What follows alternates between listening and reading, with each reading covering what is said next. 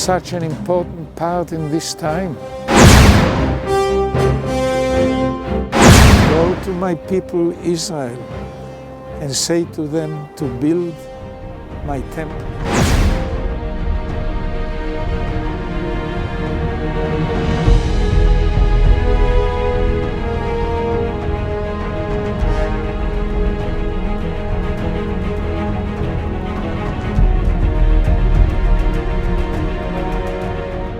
Ja, es ist sehr bedrückend und sehr schlimm, was Martin Luther hier formuliert.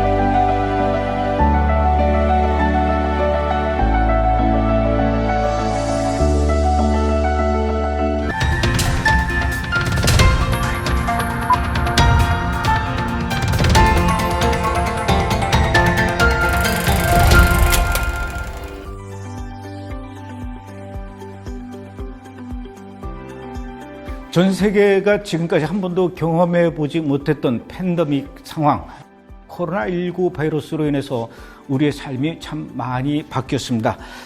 그 중에서도 전 세계 현지에 나가 있는 선교사님들이 결국은 한국으로 돌아올 수밖에 없게 되었고, 또 한국에 오신 분들이 다시 선교지 현지로 가지 못하는 그런 상황이 되었죠.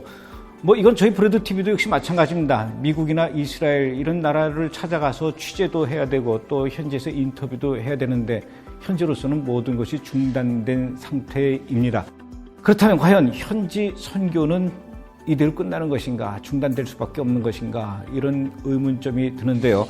꼭 그렇지만은 않은 것 같습니다. 저희 브레드 TV도 가지 못하는 대신에 지금은 인터넷으로 화상 인터뷰를 시도해서 방송이 아주 잘 나가고 있습니다. 그런데 저희뿐만 아니라 인도 현지에서 오랫동안 현지 선교를 하시다가 지금은 그곳에 가지 못하는 그런 상황이다 보니까 한국에서 그 멀리 인도에 있는 그분들을 위해서 비대면 선교를 하는 선교단체가 있습니다. 바로 성령의 바람 선교단이라고 하는데요. 지난 10년 동안 이스라엘 선교와 인도 현지 선교를 해오신 그 성령의 바람 선교단의 대표이신 윤석호 목사님과 함께 과연 인도에 가지 못하는 상황에서 어떻게 비대면으로 그곳에 있는 분들을 위해서 선교를 하는지, 오늘은 좀 그런 이야기를 들어보도록 하겠습니다. 목사님 어서 오십시오. 반갑습니다.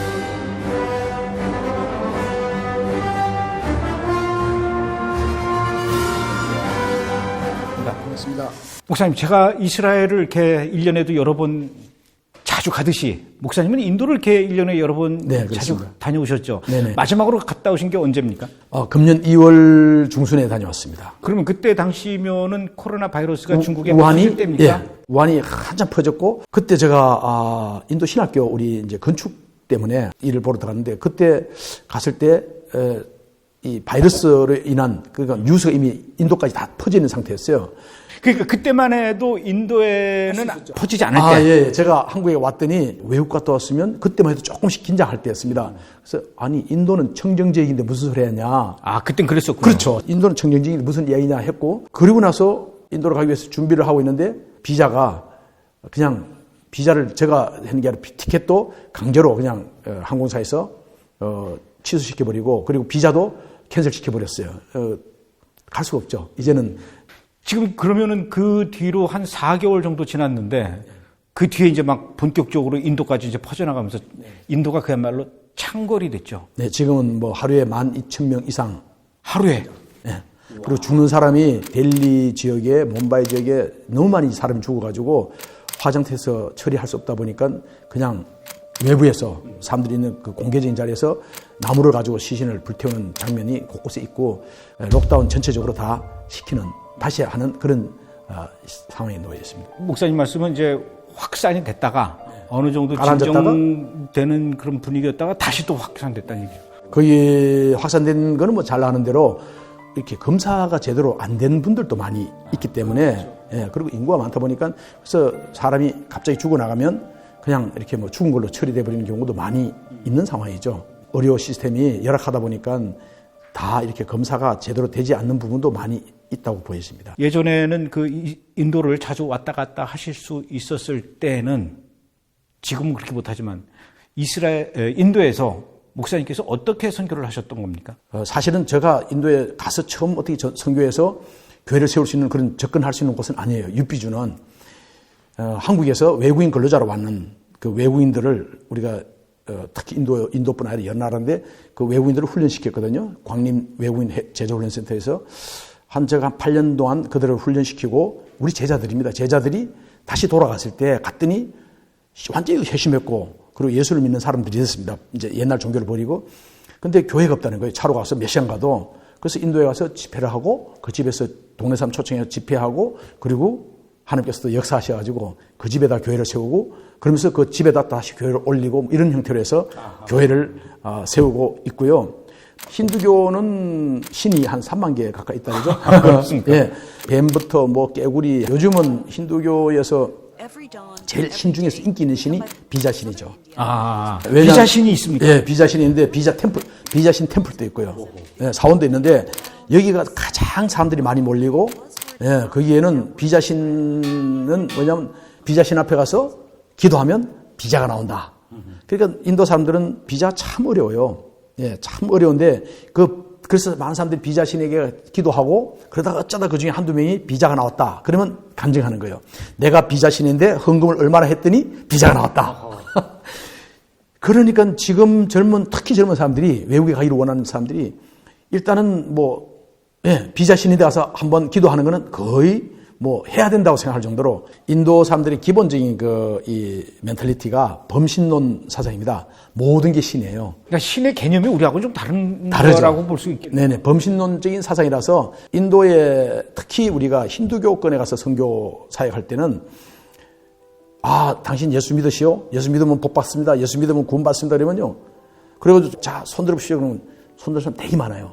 이게 무슨 말이냐면 자기가 믿는 신이 여러 개가 있는데 뱀신을 섬기고 뭔 신, 소도 섬기고 다 섬기는데 그중에 예수라는 신을 하나 더 섬기면 축복도 받고 죽으면 또 좋은 데 간다 그러니까 어차피 믿는 신 중에 숟가락 하나 더 넣는 거 아무도 아니지 않습니까? 그러니까 힌두교권 사람들인데 선교할 때 당신 예수 믿으면 구원받고 예수 믿으면 축복받고 이 이야기를 통해서 그 사람이 예수께 나왔다 해서 그 사람이 회심한 사람이다 생각하면 굉장히 오산인 것은 그 사람은 설사 목사님 가서 기도받고 바로 나가면서 또 지나가다 강아지 우상인데 가서 또 절하고 뱀 우상인 절하고 깨우리 우상 절하고 또 비자신 찾아가고 그 중에 좋다는 데는 다 가는 곳이니까요. 인도에 가서 이제 집회를 했을 때는 이제 그 예수를 믿겠다라는 건 그런 개념으로 그들이 받아들일 수 있는데 한국의 근로자로 왔던 인도 사람들에게 복음을 전했을 때는 이게 또 달라진다는 얘기죠.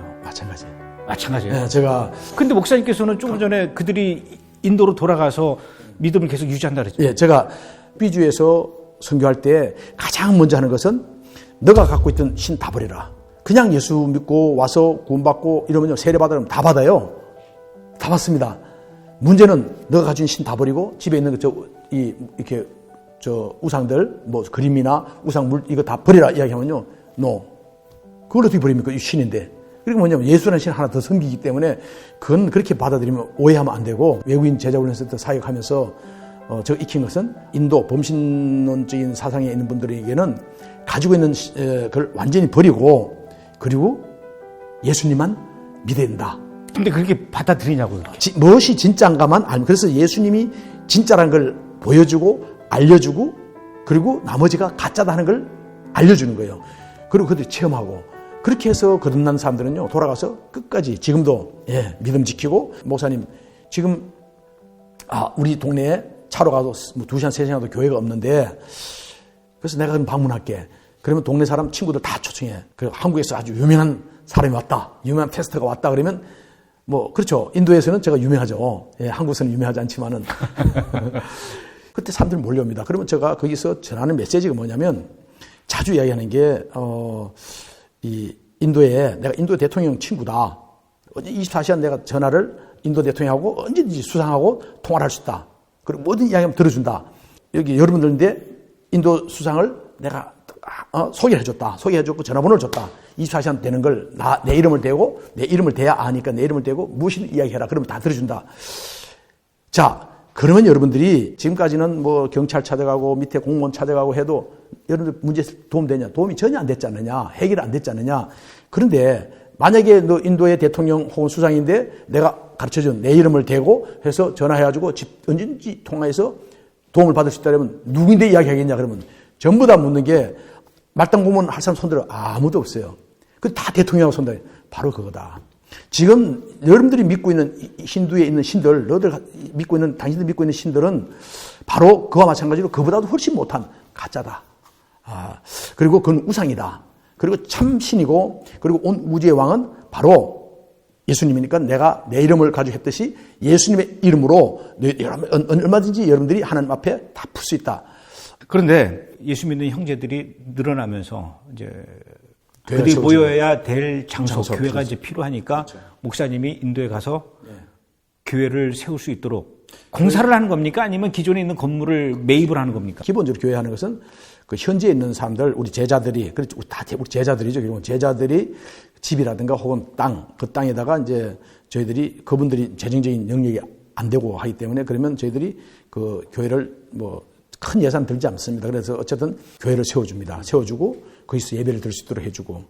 근데 뿐만 아니라 교회 건물도 지어주고 또 그분들을 교육시키기 위한 또 신학교도. 네, 그래서 만드셨습니까? 신학교를, 예, 그것은 이제 저희들이 육비에서는 교회가 몇 개 없고 또 위험하고 그렇게 사역할 수 없어서 펀잡주에 또 우리 제자들이 많이 있어가지고요. 펀잡주는 이제 시크교가 이제 이 시크교의 본산지인데 시크교는 이렇게 머리에 터번을 쓰고 있어요. 그렇죠. 예, 머리에 터번 쓰고 수염을 많이 키우고 힌두교하고 이슬람교하고 중간에 꼈다 이렇게 보면 됩니다. 그래서 그루라고 첫 번째 그루부터 10번째 그루가 있는데 이 그루 사진을 놓고 그루 앞에서 이렇게 불을 켜놓고 기도하는 것.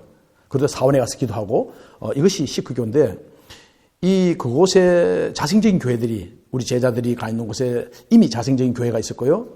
그곳은 사도 선다싱 아시죠? 예. 선다싱이 사역했던 곳이에요.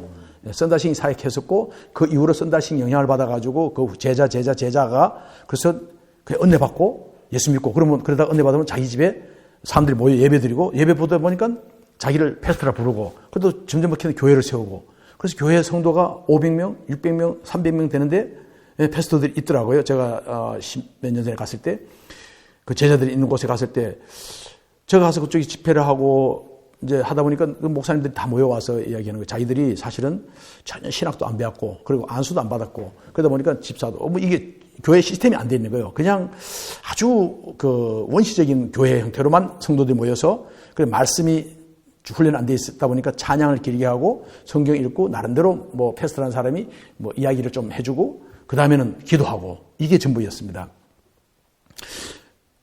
그것이 그리고 그분들이 부탁하고 신학교를 세워달라 해서 신학교를 세우기 지금 8년 됐습니다. 그래서 인도의 펀잡주에 펀잡주 신학교를 세우고 현재 저희들은 신학교는 제런들시, 그 슐탄푸라고 제런들, 카프탈라 이쪽에서 하고 있는데요. 이제 그것이 좀 이제는 많이 확대돼가지고 암리차르 목회자들 다시 말하면 신학생들 우리나라처럼 뭐 신대원에 와서 공부해가지고 이제 목사 되고 이런 과정이 아니라 기본적으로 교회를 사역하고 목회하고 있는 분들인데 훈련 못 받은 분들이 엄청 많아요. 바로 그분들을 모시고 와서 훈련하고 그리고 이제 또 그분들 중에 또 이제 교회를 또 추가로 더 세운다면 함께 세우는 사역하는데 육비주에 있는 사역자들을 아까 얘기했는 그분들을 이제 펀잡주까지 기차로 한 3일 와야 됩니다.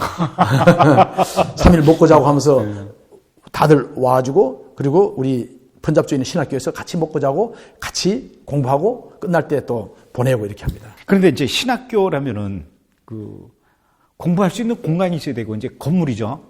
또 학생들을 가르치려면 교수진이 있어야 되는데 그건 어떻게 감당을 하십니까? 건물은 현재 우리 신학생 교회를 쓰고 있어요. 성도가 지금 한 700명 정도 되는 교회입니다.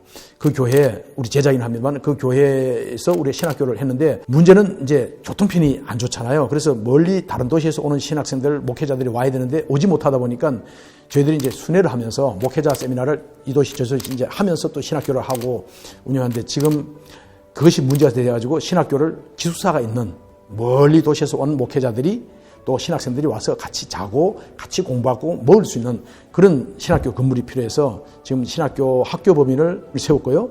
그리고 이제 신학교를 지금 건축하기 위해서 지금 현재 진행 중에 있습니다. 그거를 준비하다가 지금 이제 코로나 때문에 그렇습니다. 못 가게 된 거죠. 네, 그렇습니다. 네. 그래서 현재로서는 인도에 이제 가지를 못하는 그런 상황인데 어떻게 되고 있습니까? 거기 세워놓은 교회 또 계속 관리를 해야 되는데 그 목사님께서 가지 못하니까 어떻게 비대면으로 관리를 하고 계십니까? 지금은 저희들이 이제 두 가지입니다. 육비지에서 왔는 분들, 다른 주에서 와가지고 이렇게 아주 불가촉 천민들 가장 이 낮은 계층입니다. 이분들은 하루 벌어서 하루 생활하는 분들인데 그 가족들이 이제 양식이 떨어지는 거예요. 왜냐하면 일을 계속하면 되는데 일을 하지 못하니까 일주일, 2주일 지나니까 이제 문제 생긴 거예요. 이제 굶어 죽게 생긴 거죠.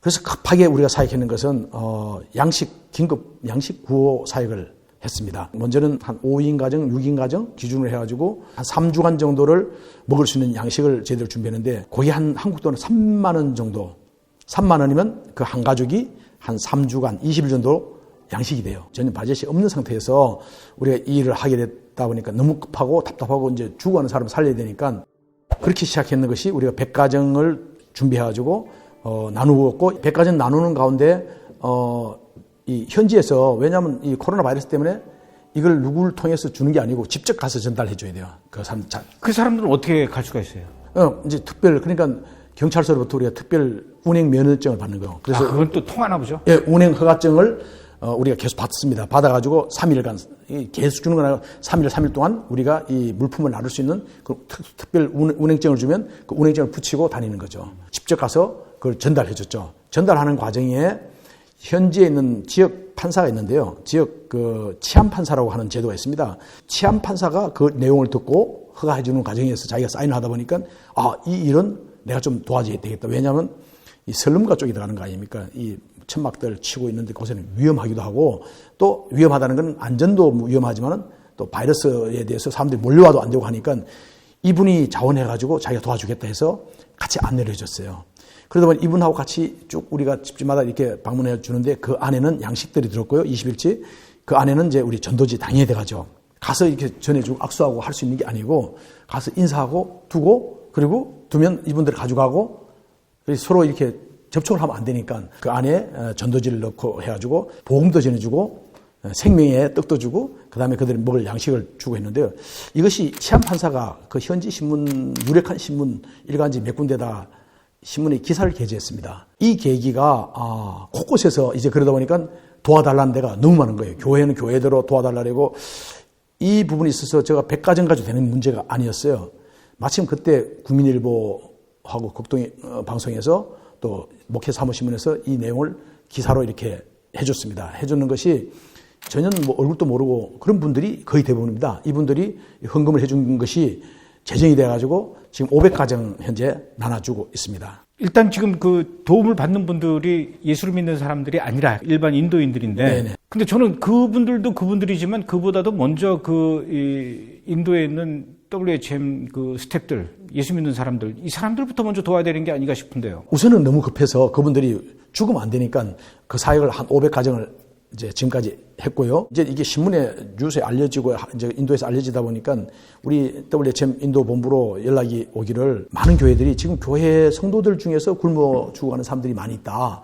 도와달라. 지금 저희들이 기도하고 있습니다. 믿음의 가정과 그다음에 전도 대상 가정 이곳에 집중적으로 우리가 그 현지에는 목회자가 함께 가서 목회자 손을 통해서 전달되도록 그렇게 해야 그 교회에 접목될 수 있으니까 이런 이제 사역을 지금 추진하고 있죠. 그나저나 신학교 이 공사가 빨리 시작이 돼야 될 텐데. 사실은 저희들은 금년 가을에 봉헌을 할 수 있는 걸 목표로 했는데 지금 뭐 금년 가을까지 들어갈 수 있을지도 모르는 상황이 됐죠.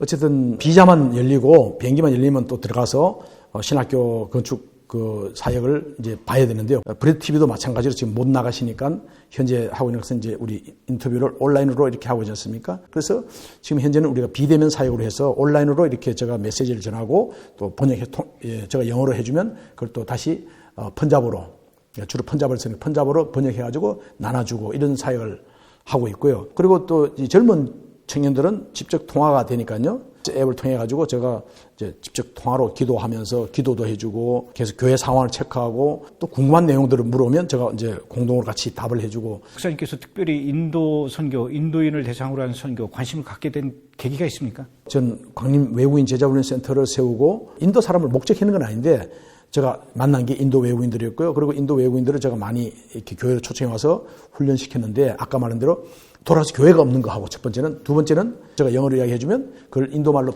통역해주는 친구, 태지파라는 친구가 있었는데 이 친구가 갑자기 죽었어요.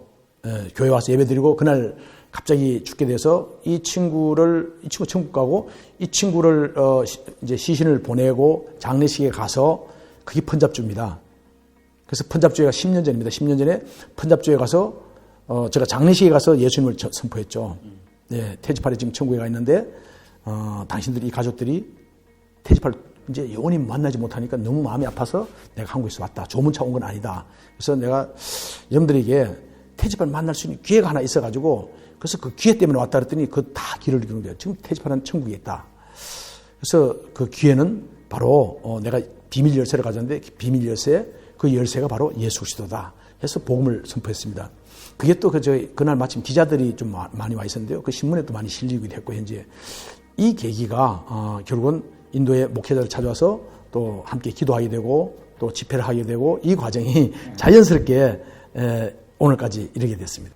물론 가서 현지에서 직접 사람들을 만나고 뭐 손을 붙잡고 선교하고 기도하고 그러면 제일 좋지만 그렇지 못한다고 해서 인도에 가지 못한다고 해서 선교를 포기하거나 중단하는 것이 아니라 또 나름대로 다 방법이 나오는 거죠. 그렇죠.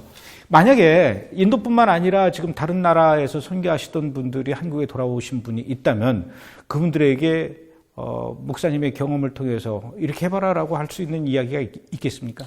이 코로나 이후와 코로나 이전은 저는 솔직히 이 BC AD가 갈라지듯이 인류 역사에 굉장히 전환점에 와 있다 저는 생각하고 있습니다. 그래서 이젠 코로나 이후 지금 현재입니다. 이 시간은 코로나 이전에 있던 우리가 현재 살아던 사회 우리가 마음껏 세계 다니고 이 시대는 아마 이제 끝났고 전혀 새로운 시대에 들어왔다. 패러다임이 바뀌는 거죠. 바뀌었죠. 예. 바뀌었고 이것이 예수님의 오심을 마지막 준비하고 있는 그 과정에 있는 시간이다 이렇게 보여지고요.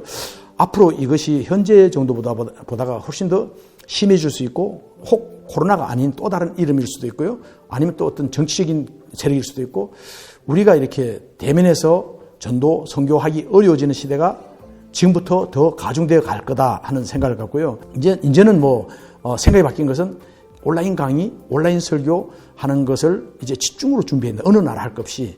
그리고 이것이 이 코로나 잠시 지나가도 아마 또 이보다 더 심한 것이 올 수 있으니까 이 부분은 지금 애프터 코로나 시기를 준비하는 것은 굉장히 중요한 타임이다 생각합니다. 온라인으로 하려고 하는 거는 좋은데 인도는 그 온라인 상태가 괜찮습니까?